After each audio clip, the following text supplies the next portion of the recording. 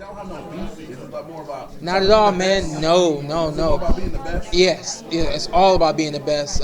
There's no beef, but at the same time, I can tell you when we both get in the ring, we ain't gonna have no problem letting our hands go.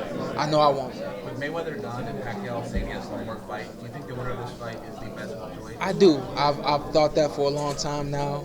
I think Keith is a very good athlete. I've seen what he's been able to do.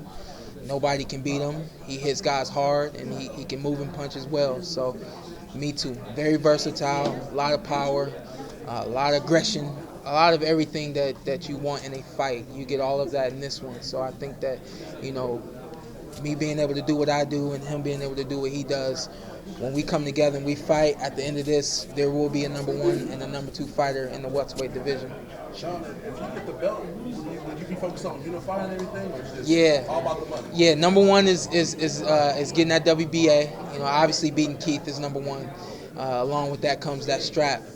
But after I get that strap, I definitely want to unify. That's what you do as a professional champion. You unify. You don't skip around the park. You know. So you got interest in the fight tonight? Oh yeah, tons of interest in that fight. But after this one. Do you see yourself training any sort of different way for Keith Thurman? No, everything will be the same. We have the Porter High Performance Center now.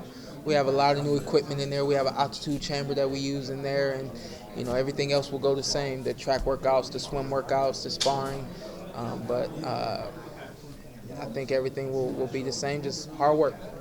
And Keith said that you have a tendency to bully fighters, and he said Yeah. if you can bully him for 12 rounds, that would be very impressive. Yeah. What do you think of that statement?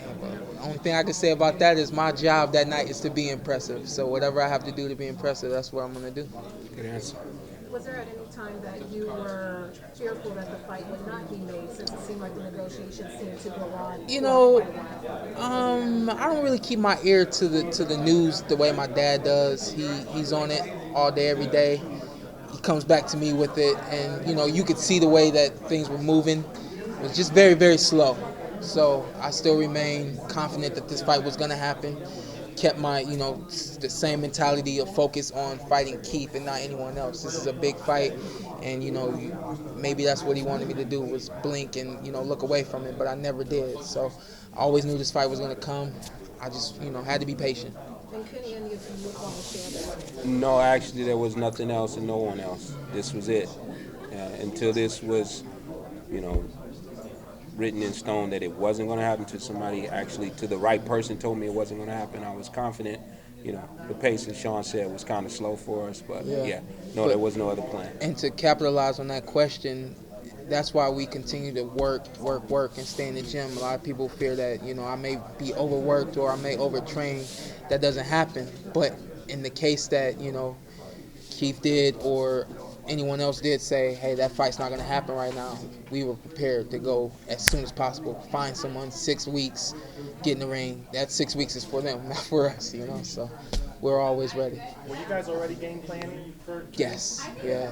My dad's been game planning. He's a mastermind. He's been game planning for years, and that's not, you know, that's not an exaggeration. He really has been. Obviously, when that fight is being talked about and you see it coming, then you start to put more focus and emphasis on the things that you want to do in the ring or whatever. But my dad, I know him.